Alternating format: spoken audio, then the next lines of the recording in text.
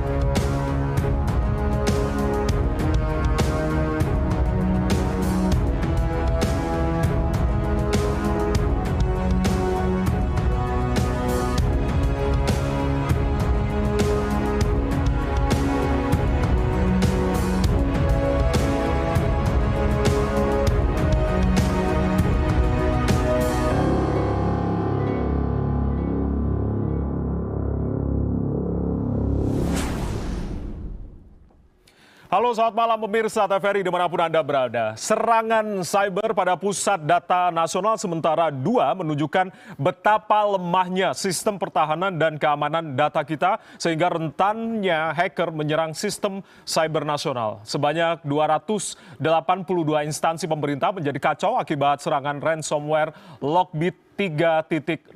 Nah, serangan hacker ini juga mengintai data Inafis Polri dan juga data milik Badan Intelijen Strategis atau BAIS TNI dan terindikasi sudah diperjualbelikan ke situs gelap.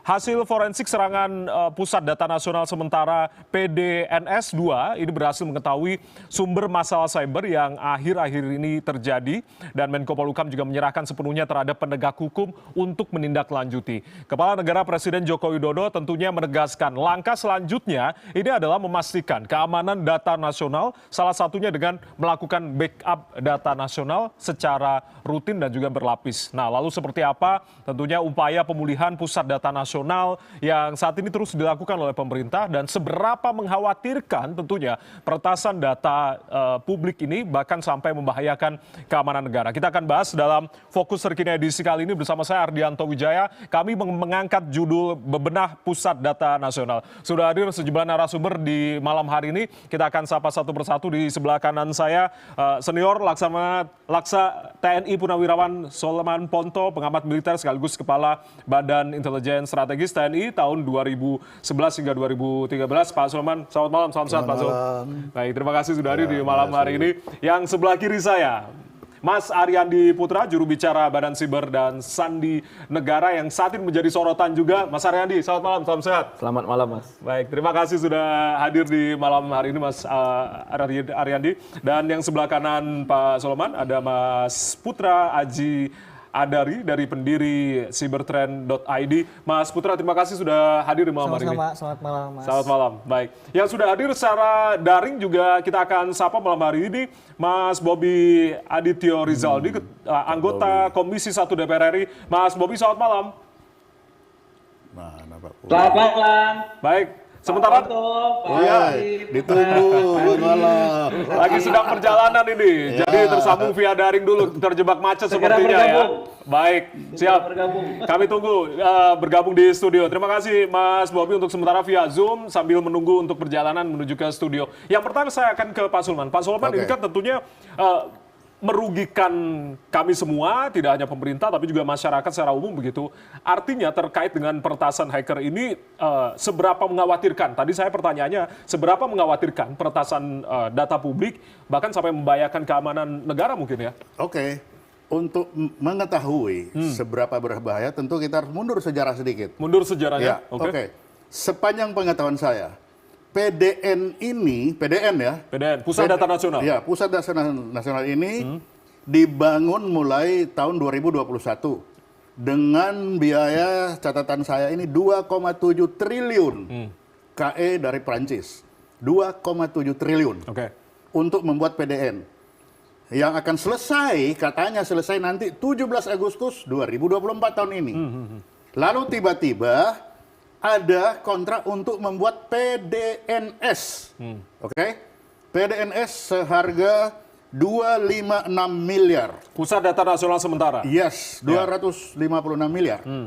Itu untuk PDNS. Ya. Oke? Lalu ada lagi 700 miliar untuk pemeliharaan PDN. Nah, pertanyaan saya, kalau 700 miliar untuk pemeliharaan PDN, padahal PDN belum selesai. Lalu bagaimana 700 miliar ini keluar? Itu pertanyaan pertama. Akan diaudit pemerintah itu ya? Iya, yang Pak, 700 haruslah. miliar. Ya. Baru pertanyaan kedua, ketika memutuskan untuk mengadakan PDNS, mengapa harus ke PDNS terlebih dahulu? Kenapa tidak langsung ke PDN saja? Kenapa? Pertanyaannya situ. Karena ke PDNS maupun PDN, data itu data yang top secret semua. Lah karena kita taruh di PDNS, ada S, akibatnya apa? Kita lihat aja PDNS itu hanya menggunakan Windows Defender. Nah pertanyaan saya, apakah PDNS ini hanya sementara sehingga isinya sementara semua, padahal datanya data yang semuanya sama, data yang akan dimasukkan ke PDN. Lah kenapa kita harus PDN? Jadi pertanyaan pertama saya tanya, mengapa harus pakai PDNS? Itu dulu. Baru yang kedua, audit PDNS ini, apa saja kontrak yang isi di situ, baru kita bisa menjawab kenapa ini bisa muncul. Tanpa lihat ini percuma kita bilang ransomware segala macam. Tahu-tahu isinya hanya kosong belakang.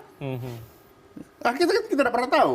Makanya audit dulu PDNS ini. Siapa pemenang ini? Untuk apa dia ke situ? Pertanyaan harus jawab pertama. Mengapa harus pakai PDNS? Itu pertanyaan dasar. Kenapa tidak langsung PDN? Agustus sudah selesai kok, hanya 3 tahun. Kenapa 3 tahun tidak sabar menunggu? Daripada kita bikin PDNS yang asal-asalan, yang pertaruhannya seperti sekarang yang terjadi. Itu dulu. Seberapa membahayakan? Ini kan bukan kasus pertama, kan? Beberapa waktu lalu juga pernah terjadi gitu serangan hacker ini, Pak Kalau Sulman. berbahaya, fingerprint aja saya punya tabungan bisa tiba-tiba hilang. Bisa bayangkan kalau data orang miskin aja hilang, bagaimana kita membuat data? Bagaimana kalau tiba-tiba sekarang kita sedang menggebu-gebu bikin sertifikat pertanahan. Kalau tiba-tiba sertifikat tanah yang digital itu hilang semua, uang di ini hilang semua, bagaimana pinjaman hilang semua, diambil terus gimana? Disaster yang terjadi. Hanya gara-gara kita pindahin itu ke PDN, ada S-nya sementara. Kenapa? Itu pertanyaannya harus dijawab dulu. Siapa yang mengambil keputusan untuk masuk ke PDNS? Itu kalau saya sebagai intelijen melihat. Baik, itu hal-hal yang mungkin masih tanda tanya besar begitu. Tapi yang terjadi saat ini tidak hanya sorotan terkait dengan hacker kemarin. Ini ada berita yang mengagetkan juga terkait dengan data BAIS dan juga Inafis Polri yang dijual ke forum gelap. Tentunya ini juga sangat membahayakan, Pak Sulman. Saya jawab, data BAIS belum tentu bahaya. Karena belum tentu bahaya? Belum tentu, kenapa? Artinya belum diidentifikasi apa itu bukan. yang... Kami kalau buat dari 1 yang benar, 500 yang jelek. Jadi dari yang ditemukan itu belum tentu benar. Bisa-bisa sudah kedaluarsa, belum tentu benar. Karena 1:500. 1:500. Iya, yang benar itu. Tapi ini data terkait apa begitu? Apa Masih belum aja, ya? kan aku juga nggak tahu data apa yang sekarang muncul. Uh-huh. Tapi yang jelas doktrin bagi kita, kalau membuat masukan ke cloud seperti itu 1:500, bisa sampai 1000, mana yang benar itu. Dari 1000 yang salah, 1 yang benar. Ya silakan aja mana yang benar. Akhirnya kan dia bingung sendiri mana yang benar, mana yang Tapi salah. ini kan data itu bisa diretas begitu Ya Pak bisa, Sulaiman. ya namanya kita intelijen selalu kita memperhitungkan yang terjelek. Terjelek itu diambil, ambillah itu. Tapi belum tentu Anda bisa gunakan. Kan itu untuk kita. Berbeda kalau pelayanan masyarakat. Jadi jangan samakan punya BAIS dengan pelayanan masyarakat. Kalau BAIS kita sudah perhitungkan mana data yang tidak boleh bocor, saya masukkan ke laut.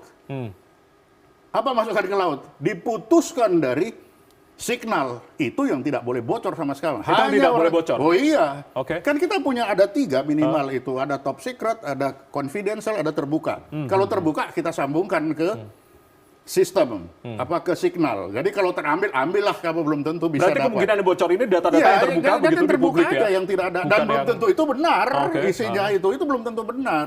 Karena kita selalu kita perhitungkan. Begitu kita masuk sistem, itu semua silakan kalau mau diambil, ambillah. Kita berupaya menutup, terambil, dan no problem. Tapi kalau top secret kita masukkan di tengah laut itu. Oke. Kalau di tengah laut, putuskan dari sistem. Siapa bisa nyuri? Nggak ada yang bisa. Pak Sulaiman, artinya data terbuka ini contoh-contoh data yang kemungkinan bocor ini kira-kira apa Nama, saja? pangkat, alamat, Oh, nomor oke. pokok segala macam itu ya bisa Kepegawaian aja. ya, intinya Iya, ya, bisa data-data aja. kepegawaian, Itu ya. kan sekian banyak bisa aja itu sudah pensiun ya. Kayak saya mungkin data saya ada gara-gara saya sudah pensiun kan bisa aja. Kan itu sudah lewat data kepegawaian, surat menyurat, surat perintah segala macam. Itu yang biasa kita upload. Tapi data yang top secret tidak mungkin. Dia akan masukkan di Ada penjamin hal itu ya? oh, kan saya yang dulu Siap. pekerjaan saya, saya Iya, coba Pak ISO. Sulaiman. Itu pekerjaan saya. Jadi Artinya kita tidak ada saya data, selalu pakai 2 komputer. Ada komputer yang hanya untuk data yang di dalam itu sama yang di luar. Jadi saya tahu betul mana yang tidak boleh sambung keluar, itu pasti ada itu. Artinya untuk beberapa data intelijen itu tidak akan bocor Nah, keluar begitu? Kalaupun yang keluar itu tadi, kalaupun keluar itu data yang belum tentu dia bisa gunakan. Dan belum tentu itu benar. Oke. Karena kita itu tadi 1 sampai 1000 probabilitas mana yang benar. Dibikin yang banyak. Nah, sehingga yang dia dapat belum tentu. Jadi untuk intelijen itu tidak ada terlalu bermasalah. Masalah ini adalah pelayanan publik. Pelayanan publik ini yang Itu juga yang saat ini menjadi bermasalah. sorotan Saya terkait juga dengan takut, jangan-jangan PDSN ya Pak ya? nanti Ya. tiba-tiba di rekening saya dapat utang saya lagi. Ya kan bisa aja dibikin orang jadi, wah Baik. kok berutang ya, Ya. gimana lo kalau data nggak ada? Lalu apa? Oke, Kan sekarang begitu. ya, sekarang saya akan ke Mas Ariandi. Mas Ariandi ini menjadi sorotan terkait dengan proses recovery yang saat ini terus dilakukan oleh pemerintah, Menko Polhukam, Presiden juga terus menegaskan terkait langkah selanjutnya adalah memastikan keamanan data nasional ini. Seberapa jauh sekarang untuk proses recovery yang dilakukan oleh pemerintah? Iya, terima kasih Mas. Jadi saya mencatat ada beberapa yang perlu kami berikan update juga kepada publik bahwa layanan perizinan event milik Kementerian Koordinator Marinvest sudah up kembali. Keimigrasian kita sudah sama-sama tahu bahwa sudah up. Setelah itu ada LKPP, layanan si halal milik Kementerian Agama dan ASN digital milik Kota Kediri. Itu yang baru saja Ya, itu yang sudah kami sampaikan kepada publik dan juga melalui berbagai koordinasi dengan kementerian terkait dan lembaga bahwa layanan ini sudah up. Untuk beberapa layanan dalam hal ini juga dilakukan berbagai koordinasi, berbagai potensi yang mungkin bisa terlihat bahwa bagaimana cara mengembalikan atau memulihkan layanan ini agar bisa diakses oleh publik. Perintah Presiden itu clear bahwa bagaimana layanan yang dimiliki oleh 282 kementerian lembaga ini bisa berjalan dengan baik, bisa kembali melayani berbagai kebutuhan publik. Itu poin paling utama yang harus kita lakukan sesegera mungkin. Ya. Kemarin dengan rapat terbatas yang dilakukan oleh BSSN dengan Kemenko Polhukam yang dihadiri juga oleh Kominfo dan Telkom bahwa kita mengutamakan bagaimana pelayanan isi bisa berjalan dengan baik. Nah itu poin utama yang harus kita lakukan. Lalu dari sisi BSSN apa yang harus dilakukan?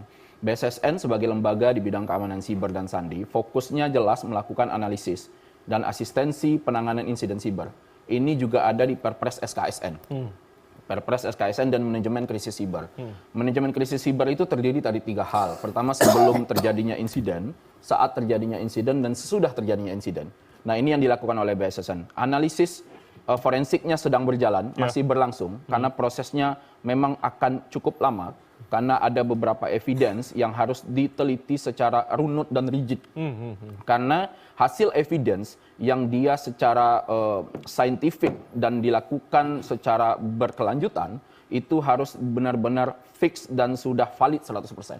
Kalau tidak, kami tidak juga bisa memberikan semua artefak dan evidence dalam hal informasi, contohnya kepada Kementerian Kominfo. Setelah itu kami juga berikan informasi tersebut kepada Telkom. Setelah itu dalam aspek penegakan hukum, kami akan berikan semua evidence yang juga kita miliki kepada teman-teman di Baris Krim Polri nantinya. Setelah semua hasil forensik ini bisa selesai dengan baik. Ini beberapa poin yang dilakukan oleh BSSN sejak terjadinya insiden di PDNS 2 Surabaya. Oke, Mas Aryandi, yang kami penasaran terkait dengan pemulihan data yang sudah di-up tadi, apakah ini juga termasuk dari 2% yang sudah memiliki backup atau?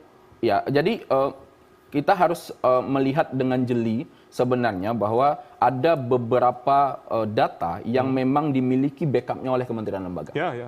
Dan memang disampaikan bahwa ada 2% backup data. Nah, semuanya ini kita kolaborasikan, kita koordinasikan agar layanan ini bisa up secara berkelanjutan.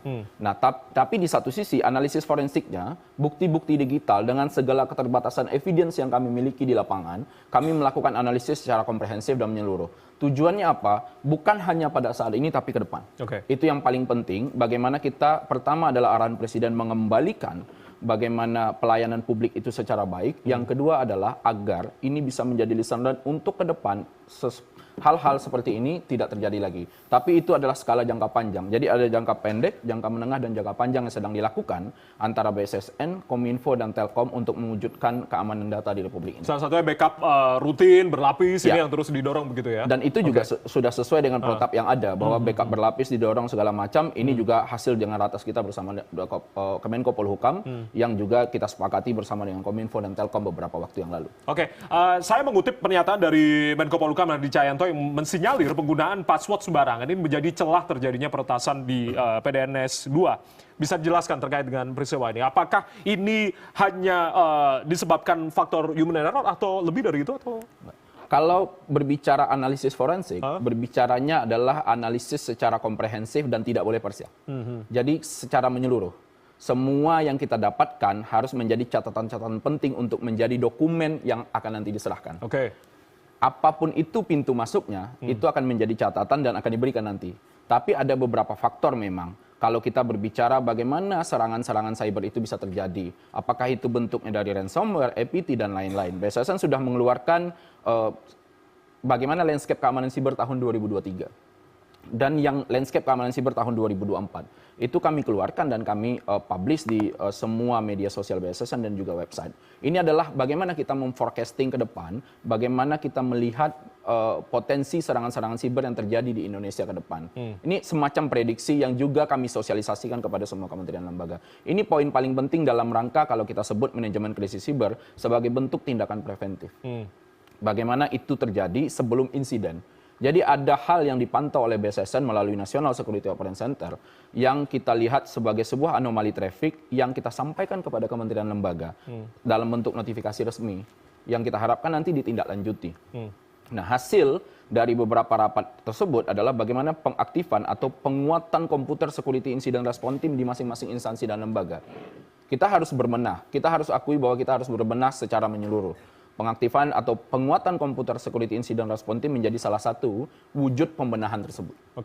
Tapi kalau untuk terkait apa yang tadi sudah diungkapkan ini Mas, terkait dengan hasil dari tadi, hasil forensik, digital forensiknya, ini lebih mengarah sudah diketahui pelakunya, siapa yang akan harus bertanggung jawab, atau sebetulnya terkait dengan celah dari hacker bisa masuk, apakah ini sudah diketahui? Ya, kalau tugas dan fungsinya BSSN itu bagaimana cara untuk melihat dan memulihkan layanan bekerjasama dengan Kominfo dan Telkom dan PDNS itu sendiri. Nah, di dalam digital forensik itu kita ingin melihat berbagai runtutan peristiwa, runtutan kejadian hari, day by day, dan juga time by time untuk melihat ada aktivitas apa yang terjadi di PDNS 2. Nah, ini yang sedang dianalisis secara menyeluruh agar informasinya utuh untuk diberikan nanti kepada dua entitas. Pertama Kementerian Kominfo, kedua Polri. Nah, ini sedang berlangsung. Sedang berlangsung. Sedang diupayakan kami, tim di lapangan bekerja dengan sangat keras untuk melakukan digital forensik secara berkala agar ini bisa selesai secepat-cepatnya. Kita tentunya berharap ya, maksudnya secara terang benderang digital forensik ini bisa nanti memperjelas siapakah pelakunya yang harus bertanggung jawab, sekaligus hal-hal yang mungkin bisa menjadi pembelajaran ke depan, begitu apa yang sudah diungkapkan oleh Mas Aryandi. Saya langsung ke Mas Putra. Mas Putra, ini kan sebenarnya banyak sekali istilah-istilah teknis begitu terdengar asing di publik juga atau di pemirsa. Bisa dijelaskan terkait dengan mungkin kelompok brand cyber ini untuk ransomware ini dan cara kerja mereka sebenarnya seperti apa, Mas Putra? Ya, jadi kalau misalnya kita berbicara tentang ransomware, sebenarnya banyak banget jenis-jenis ransomware. Yang salah satunya yang saat ini ramai itu adalah Brandshipper.